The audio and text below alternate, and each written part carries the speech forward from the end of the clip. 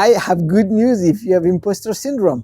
No, I mean, I'm not joking. I really have good news. I mean, especially if you are an entrepreneur for real. Now, if you're not an entrepreneur for real, I have bad news because only entrepreneurs or solopreneurs or self-employed people have imposter syndrome.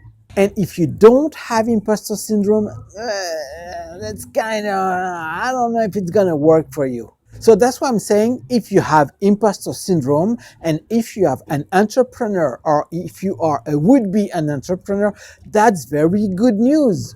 Because imposter syndrome is defined as perfectionism, doubting your abilities, feeling like a fraud in everything that you're trying to do, self-doubt about your knowledge, personal incompetence. Well, all those things that make you feel bad when you try to do something. The bad news is the more you have a higher education and a lot of experience and a bunch of accomplishment, the more imposter syndrome you have.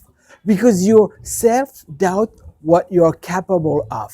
Okay, now, if you have imposter syndrome, you can have acute or mild effects. If you have acute imposter syndrome, most probably you are frozen in time. I know, you understand me if you have imposter syndrome and you are frozen in time. If you have mild imposter syndrome, you can still go ahead, but it takes a lot of study, preparation, energy, and courage to do your thing. I know it doesn't show, but I do have imposter syndrome, and I'm still doing all those videos on TikTok, on LinkedIn, and articles and presentation and live events and whatnot. You know why imposter syndrome is really a big problem? Because the more competence you have, the more imposter syndrome you have. Up to a certain limit, right? That's because imposter syndrome disproportionately affects high achieving people. Now, a typical way people try to overcome imposter syndrome is to push it harder, to make it more and more difficult, to work more and more to prove that they're worthy. But guess what? That worsens the situation and it leads to burnout. Now, what can you do about that?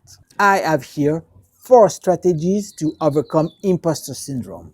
The first one is talk about your successes. 2, notice your achievements. 3, show your knowledge. And 4, talk about small wins. Do you know of another step or another strategy? Let me know below in the comments. I would be very happy to hear about you. And I see you on the next video. Bye bye.